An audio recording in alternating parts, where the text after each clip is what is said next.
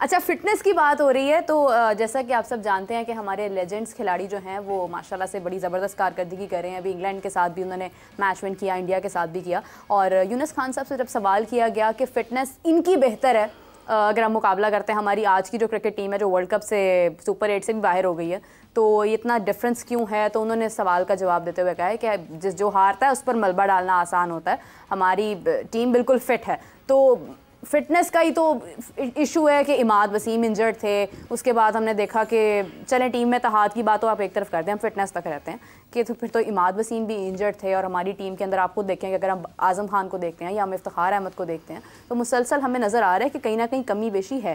तो यूनुस खान साहब कह रहे हैं कि नहीं वो बिल्कुल फिट हैं। देखिए यूनुस खान और जितने लेजेंड्स खेल रहे हैं वो कभी भी खैर वो अपने आप को तो सुपीरियर समझेंगे और समझना भी चाहिए, उन्होंने इतनी क्रिकेट खेली है, अभी तक खेल रहे हैं। हाँ।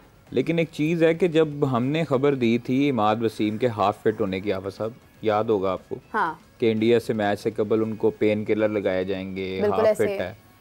उस वक्त फिर पाकिस्तान क्रिकेट टीम की मैनेजमेंट ने जो थे हेड कोच अपने गैरी क्रिस्टन साहब, बिल्कुल, उनसे प्रेस कॉन्फ्रेंस में ये बाकायदा तौर पर जुमला क्यों बुलवाया कि इमाद वसीम फिट है, पूरी टीम फिट है। उसकी अगर फिटनेस आपको दिखाई दी सिंगल लेते हुए, डबल लेते हुए, जो बैटिंग ऑर्डर भेजा, वो सारी चीज़ें देखें। अब जब आपको शिकस्त होती है तो उस वक्त आपकी सारी जो नेगेटिव चीज़ें हैं वो वाज़ेह होने लग जाती हैं। अगर यही मैच हम लोग जीतते यूएसए से, इंडिया से भी, हाँ, और हम टॉप ऑफ द टेबल होते, हाँ, एंड वाला मैच भी हम जीत के आगे क्वालिफाई करते सुपर 8 में, सेमीफाइनल में चले जाते, सेमीफाइनल से हम हारते, हाँ, तो फिर ये चीज़ें भी हाईलाइट ना होती। आप जब यूएसए से हारे उसके बाद आपकी चीज़ें हाईलाइट होना शुरू हो गई, फिर उसके बाद आपकी चीज़ें हाईलाइट होना शुरू हो गई, आप जो है वो निजी होटल्स में जा रहे, मतलब आप तस्वीरें खिंचवा रहे हैं, जो भी कर रहे हैं, ये चीज़ें आपकी दब जाती है। यही चीज़ें सारी चीज़ें ऑस्ट्रेलिया में भी की, हाँ, यही चीज़ें इंग्लैंड में भी होती रही, इंग्लैंड में भी नज़र आया। ऑस्ट्रेलिया जो वर्ल्ड कप था उसमें भी बैशिंग हुई जब आप जिम्बाब्वे से हारे, और फिर उसके बाद आपकी लाज रखी नीदरलैंड ने साउथ अफ्रीका को शिकस्त देकर। तो ये चीज़ें आप देखें, फिटनेस जो है इनकी नहीं सही, आपके इवन कप्तान की भी फिटनेस लेवल आपका अप टू द मार्क नहीं है उस तरह का। आप इंडियन जो है क्रिकेटर्स उनमें फिटनेस रोहित शर्मा की देखें और बाकी तमाम प्लेयर्स की देखें, पांड्या की देख लें, आप सूर्या की देख लें, आप विराट कोहली की देख लें, उनकी अलग एक फिटनेस नजर आती है, हाँ, उनकी रनिंग बिटवीन द विकेट नजर आती है। जो हाँ, रोहित शर्मा है उन्होंने ज्यादा कोशिश होती है कि वो क्रीज पे खड़े होकर मारे, हाँ।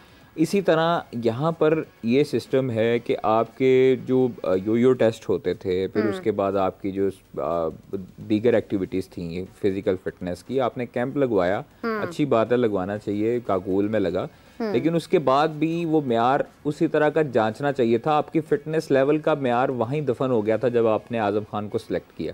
बिल्कुल ऐसे ही, ठीक है, चाहे वो आपका हार्ड हिटर है या नहीं है। इस तरह तो आप फिर शर्जील खान को भी रख सकते थे, अगर आपने रखना था तो फिर आप शर्जील खान को भी रखते, आप मुख्तलिफ प्लेयर से, उमर अकमल था उसको रखते, आपने क्यों अपने मिडिल ऑर्डर में उमर अकमल को नहीं रखा? उमर अकमल अभी भी इन सबसे बेहतर है, इस चीज़ को आप साहब अगर वो बताएं।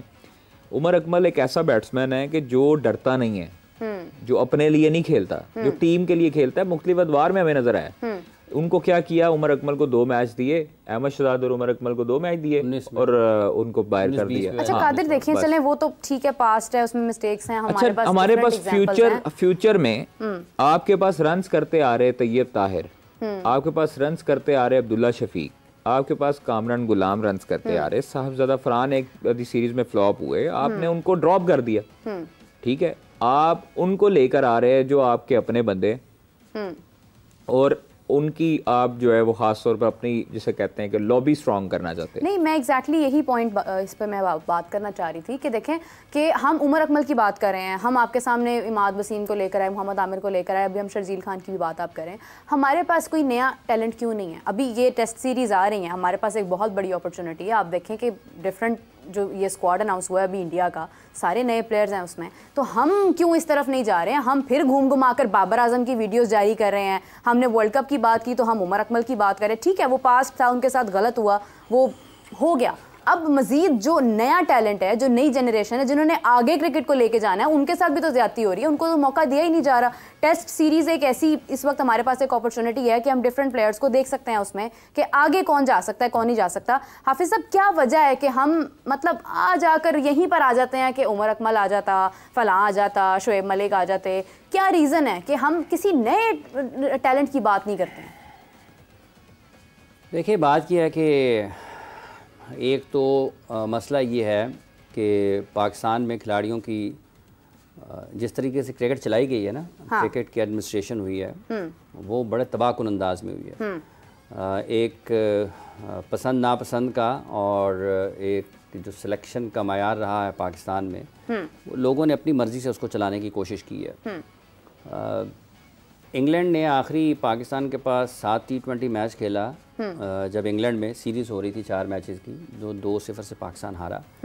जो उस आखिरी T20 मैच में उनकी 11 थी प्लेइंग, और वही प्लेइंग 11 उनका वर्ल्ड कप खेल रही थी। ऐसे ही ठीक है, खिलाड़ी बनाए जाते हैं और उनके लिए आपको सबसे पहले कुर्बानियाँ देनी पड़ती, जूनियर लेवल से आपको टैलेंट की शिनाख्त करना पड़ती है कि ये मिसावकात ऐसा होता है कि आपके जो अंदाज़ा है वो 100% दुरुस्त साबित नहीं होता, लेकिन ऐसा नहीं है कि 100 खिलाड़ियों को आप मार्क करें और 100 में से सिर्फ 2 ही ऊपर जाएं, 98 नज़र ही ना आएँ, ऐसा नहीं होता।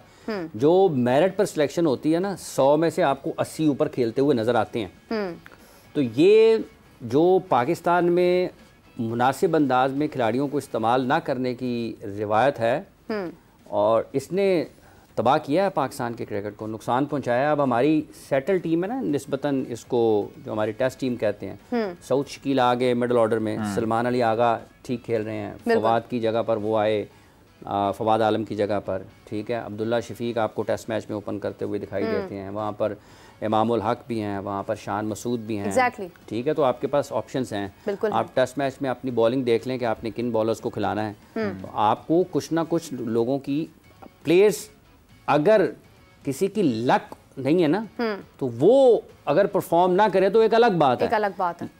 बाज़ औक़ात टैलेंटेड प्लेयर्स की भी किस्मत नहीं होती कि वो हाईएस्ट लेवल पर परफॉर्म करें। पृथ्वी शॉ इंडिया में है ना, हाँ। पृथ्वी शॉ को खेलता हुआ देखें, लोगों का दिल ही नहीं करेगा इसकी बैटिंग खत्म हो। सही बात है। शुभमन गिल जो हैं इस वक्त जिम्बाब्वे में क़यादत कर रहे हैं अपनी टीम की, किसी का दिल ही नहीं करेगा कि जब इंडिया वर्ल्ड कप खेल रहा होता तो ये बाहर होते। ठीक है, तो सम टाइम राहुल सेम बाज़ औक़ात आप उस टैलेंट के ऊपर उतना, पोटेंशियल के ऊपर उतना परफॉर्म नहीं कर पाते हैं, हाँ। लेकिन ऐसा नहीं होता। अगर शुभमन गिल बाहर है तो यशस्वी जायसवाल वहाँ पे है, ठीक है, रोहित शर्मा वहाँ पर आप खेलते हुए नजर आते हैं, ऋषभ पंत वहाँ पर खेलते हुए नजर आते हैं। तो ये सिलेक्टिव हुए ना, पांड्या भी आ गए और भी उनके शिवम दुबे भी आ गए, रिंकू बाहर बैठा हुआ था। कल के मैच में देखे उन्होंने 234 किया है। अभिषेक शर्मा तो उन्होंने तो नहीं कहा कि प्रेस कॉन्फ्रेंस ख़त्म होने के बाद, और वो तो निकालें और लोगों को, फिर निकालें फिर टीम से और लोगों को तो ले लें रिजल्ट। कौन होते हैं यार आप? कौन है बाद में प्रेस कॉन्फ्रेंस में मैच हारने के बाद ये कहने वाले? अब पाकिस्तान के क्रिकेट के मालिक हैं। बिल्कुल सही। इनको आज़ादी किसने दी है? इतना इख्तियार किसका लिया है? वो बादशाह और मैं वजीर हूँ। मतलब ये कोई इधर कोई हम 1600 बैठे हुए हैं, तुम सल्तनत का खेल खेल रहे हैं पाकिस्तान के क्रिकेट के साथ। तो ये जो रवैये हैं ना, इन्होंने तबाह किया है। ऐसा नहीं है कि खिलाड़ी नहीं है, आपके पास हौसला ही नहीं है, बिल्कुल, आपको सोच ही नहीं है, आप प्रोसेस के ऊपर जाते ही नहीं है, ठीक है, आपने लोगों को बनने ही नहीं दिया, आप बजा के बैठे हुए हैं बस। ये बादशाह है, ये वजीर है। ये बादशाह और वजीर आपस में, बादशाह उसकी तरफ बॉल फेंकता है, वो उसकी तरफ फेंक देता है, वो क्रिकेट जो है वो नहीं। हाफिज साहब, जिम्बाब्वे जो सीरीज है, हाँ। उस पे इंडिया अपनी फुल स्ट्रेंथ के साथ नहीं जा सकता था। जा सकता नहीं, देखिए ना, लेकिन वो क्या है कि 3 खिलाड़ी पहुंच गए उनके, हाँ। वर्ल्ड कप विनिंग जो स्क्वाड है ना, उसमें से 3 पहुंच गए वहां पे, 3 पहुंच गए। और यशस्वी जायसवाल भी गया है मेरा ख्याल, 2-3 सिंह भी है।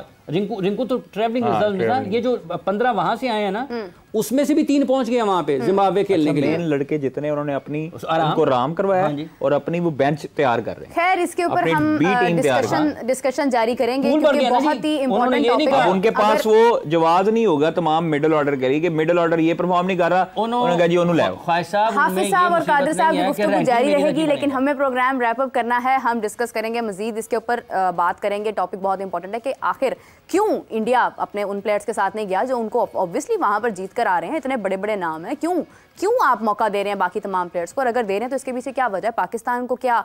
पाकिस्तान को ज़रूरत नहीं है कि वो अपना नया टैलेंट प्रोड्यूस करें? इसके ऊपर हम बात करेंगे। हाफिज़ साहब, कारी साहब, आपका बहुत शुक्रिया। नाज़रीन, आपको दोबारा ज्वाइन करेंगे, मुझे इजाज़त दीजिए, तब तक के लिए अल्लाह हाफिज़।